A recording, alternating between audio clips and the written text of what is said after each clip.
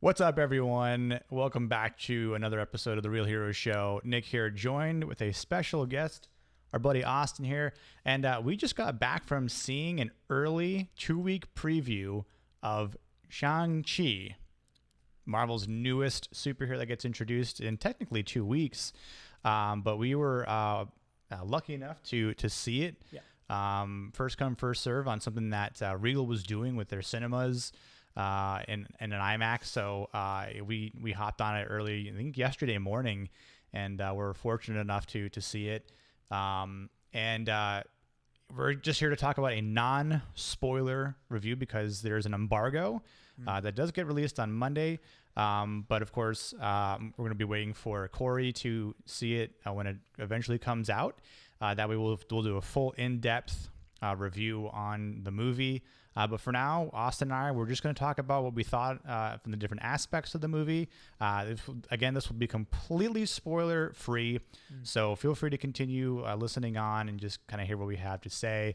If you are new to the channel, be sure to subscribe, support, like the video, turn on the bell for notifications, and let's dive in. Yes. You want me to go first? Go for it, yeah. So first thing I'll say is hearing the Marvel intro on a big IMAX screen. It's after what was the last movie? Was it Spider-Man? I think Spider-Man. Or Ant-Man? Spider-Man. Spider-Man. Spider-Man. Far From Home.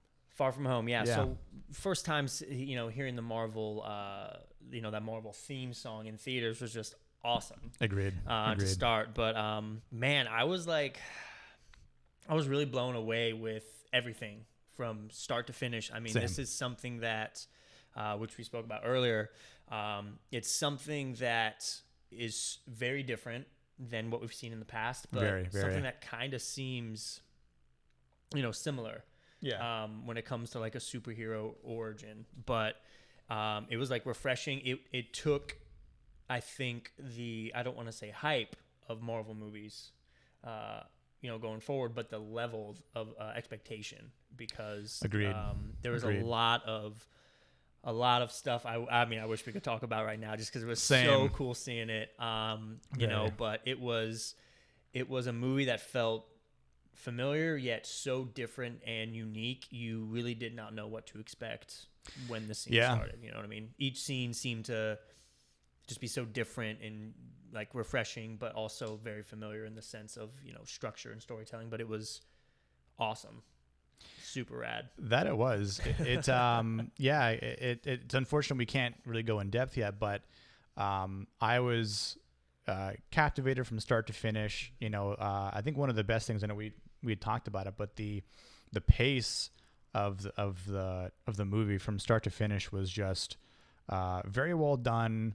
The way they tell the story, and again, I can't really go into detail here, but the way they tell the story in the perspective of Shang-Chi and the legend behind the 10 rings is super valuable, and again, I think the actors, everyone did a great job. For someone like Simu Lee, who was this is his first film. Yeah. Like his story is so unique. It's like if I got picked up to play Wolverine and I have zero film, I have nothing in my repertoire for acting. But at that point, it's just more so what Kevin Feige saw in him, and I think he kept bugging Feige or Disney, because he wanted to portray this role because he was a fan of the character. And of course, it fits the Asian, the genre with his character, and his character's been around the comics since the 1970s. So a lot of people don't know who he is. Maybe a decent amount of Marvel fans will. But the fact that he's been around longer than we've been alive, speaks to say, this isn't some guy we just created. It's like there's a lot of people, a lot of characters in Marvel that they can really use and create awesome films with. And for a new character to be introduced in the MCU, especially at this time, like post Endgame, it's like you said, it's setting the bar. It's taking the MCU to a different level with what they're able to do, what they can do. The writing, the script was great. Like I thought the music was awesome. was amazing, different, yeah. And it was like it reminded me a little bit of like Mulan, but like times 10. Yeah. Like it just like I remember there's one part in the movie like towards the end, I got like some chills because it was just like because of what's happening in the movie and the music just everything, you know, just emphasized it so much more like good music does, like a lot like stuff like say like John Williams does or you know, Hans Zimmer or whatever. It elevates the movie to a different level. What's happening on this scene, the choreography was like the guy from The Matrix, I can't think of his name right now, but he did this, and you can see it. It's super apparent, and we haven't seen anything like this in the MCU yet. It is again another thing that takes this movie and the MCU to a different level. Like because you think about what Shang-Chi is able to pull off and what he can do, and the fact that we're going to see that with other superheroes. You know, like out of this world. Just it's going to be insane for him to kind of eventually team up with the other heroes. Like I'm super excited for it. So, but what else do you think? You know, just kind of piggybacking off what you said about the choreography. I think it was what it was the mixture of this just awesome, completely new type of fight choreography with the cinematography, you know, in those fight sequences. It was just insane. It felt, you know, like I said, it felt otherworldly. It just felt like you were hooked constantly because it was just you wanted to see how he was doing it, all of this stuff, and like, you know, I was definitely, you know, paying attention, and I'm like, how is he like I don't know how he does it. Yeah. You know, so it was a really, like, I'll be honest, I was hyped to see it. Sure, you know, same. I've been hyped the last few days to see it. But before that, I was kind of very like, you know, I'll watch it. It's Marvel, but definitely biting my tongue on that first initial, you know, thought. And it was just a rad movie. Yeah, I was excited to see it. I wanted to see it. You know, it was on my list of things to see for this year, especially. But one of the things that I guess I'll say that I was wrong about was this just blew my expectations out of the water. Yeah. You know, we'll give it a rating in momentarily, but when we left the theater, there's a woman who was wanting to get our any comment, any feedback, and I said mystically amazing, and we both said like top 5 MCU movies for sure, which I know that might seem like a whoa, like are you serious? Very daring statement. But honestly, I think because of what they've been able to do, we know of all these other movies. It's like, you know, Black Panther coming out months like a month ago, and that's like an afterthought. Like Shang-Chi just dumps all over Black Widow, unfortunately. Like, but fortunately as well, you know, like it's great for the movie. It's great for the MCU. It's great for these actors, especially like Simu Lee, who has a promising future. Yeah, you know, definitely. So I mean, it's going to be great to see him in more movies, in the MCU, and then hopefully outside the MCU as well. But you know, it's going to be. I'm so intrigued to see where they go from here because, again, we can't spoil anything, but based on what happens and what this movie consists of, we're back. I had this feeling that we're back where the MCU is like unknown to us. Like we don't know which direction Feige is trying to go and drive the ship into, which I will say that's one thing where I love the comics and I love when the MCU sticks to the comics. But at the same time, if you read the comics, you know where the story is going to go. Yep. But in this sense, I can only surmise a couple of things that might happen, and then at the same time, we could be totally wrong. Who knows now? yeah. So and I'm okay with that. I'm okay with Yeah, like definitely. eventually when we do another video and we come up with these theories of what's to come, what we do. I'm sure people will talk all over the internet about it. And again, I definitely want to see it again just to look for more Easter eggs and things that we probably missed because of seeing a giant IMAX screen and for the first time and just being so captivated by everything that happens in this story. But I'm glad we got to see it this early. Yeah.